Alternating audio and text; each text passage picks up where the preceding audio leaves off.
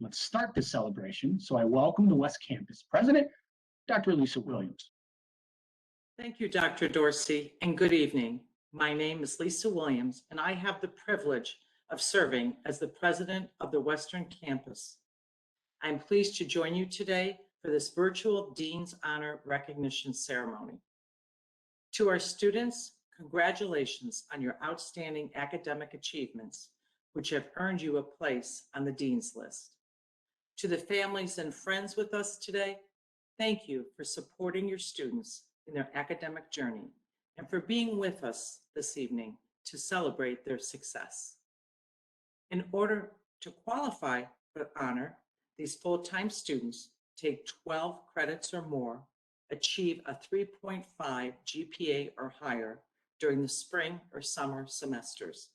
In fact, this group's average GPA was 3.82. Despite the unique challenges we all faced over the last year, you earned your place on the Dean's List. And I know it took focus, belief in yourself, hard work, and perseverance. As we close out fall and move into winter, continue to strive for success and do not be deterred by the challenges you will face in the future, both in and out of the classroom. This has been a difficult time, but you have proven you have what it takes to succeed when facing new challenging situations. I congratulate you on all your achievements, and I encourage you to be an inspiration to the other students in your classes and to those in your community on the value of setting goals, working hard to achieve them, believing in yourself, and staying focused in the face of obstacles. Thank you for inviting me to be here this evening. And again, congratulations on your wonderful achievement. Thank you. Thank you, Dr. Williams. Now, we're going to hear from Sam Lupuma, Associate Professor of Philosophy. Good evening, everyone, and welcome, students. Congratulations on such an outstanding accomplishment. You have a lot to be proud of. I just wanted to spend a few minutes of time to talk to you about one of the most inspiring philosophies in my studies, which was the existential philosophy of Jean-Paul Sartre. I only have a few minutes, so I have to be brief, but the main point Sartre wants to make is that you have to be personally responsible for yourself, and you don't want to foist blame on things for your actions on, say, your heredity or your environment. You have to be responsible for all of your life. It's somewhat extreme, but to give you an idea of how he put this in his own words, I have a very short excerpt I'd like to read, and I'd like you to explain why it's been so inspiring to me. This is from a work he wrote called Existentialism as a Humanism. When all is said and done, what we are accused of at bottom is not our pessimism, but an optimistic toughness. If people throw up to us our works of fiction, in which we write about people who are soft, weak, cowardly, and sometimes even downright bad, it's not because these people are soft, weak, cowardly, or bad. Because if we were to say that they are that way because of heredity, the workings of environment, society, because of biological or psychological determinism, people would be reassured. They would say, well, that's what we're like. No one can do anything about it. But when the existentialist writes about a coward, he says that this coward is responsible for his cowardice. He's not like that because he has a cowardly heart or lung or brain. He's not like that on account of his physiological makeup, but he's like that because he has made himself a coward by his acts. There's no such thing as a cowardly constitution. There are nervous constitutions. There is poor blood, as the common people say, or strong constitutions. But the man whose blood is poor is not a coward on that account, for what makes cowardice is not the act of renouncing or yielding. A constitution is not an act. The coward is defined on the basis of the acts he performs. People feel in a vague sort of way that this coward we're talking about is guilty of being a coward, and the thought frightens them. What people would like is that a coward or a hero be born that way. And so the lesson that I took from this when I first studied it as an undergrad was it was inspiring. what it said to me was, I'm responsible for my goals and I have to take full responsibility for my actions. And all of you have done that. You have so much to be proud of and you have so much more to accomplish. So keep up the good work. And I'm so happy to be a part of this. And I want to congratulate all of you for a job well done. Thank you for your remarks, Professor Okuma.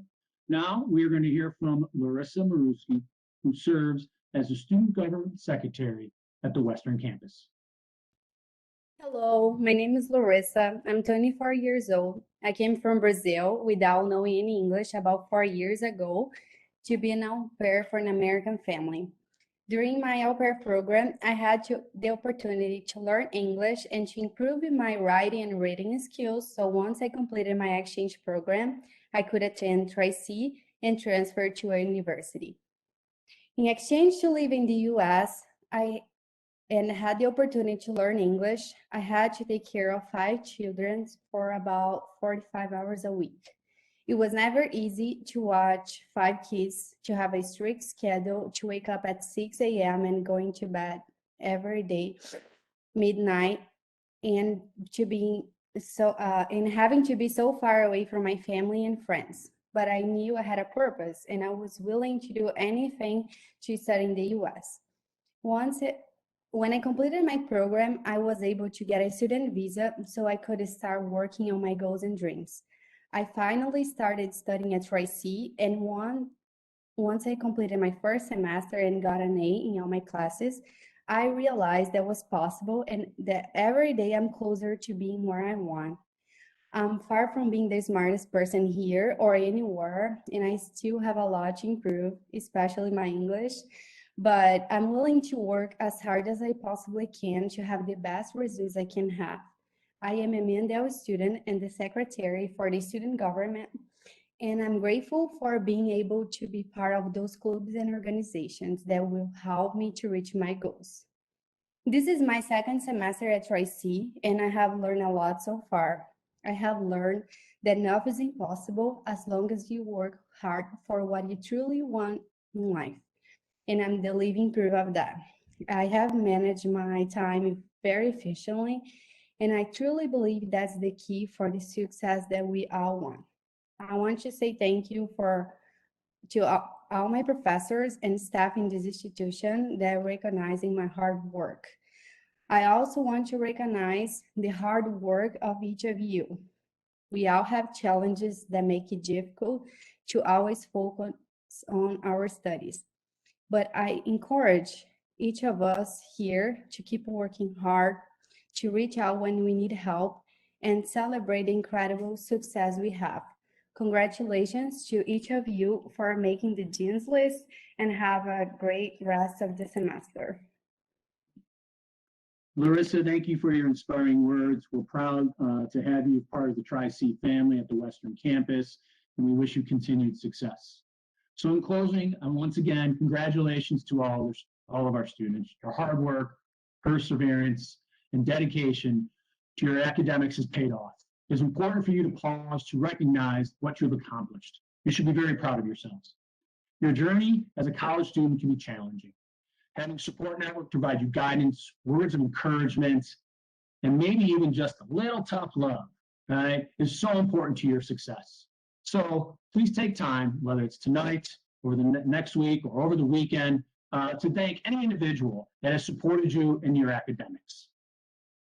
Now, the names of all honorees will scroll.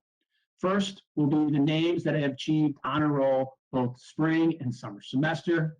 After that, it will be those that achieved it in spring of 21, and followed by the students that have achieved honor roll during the summer semester of 2021.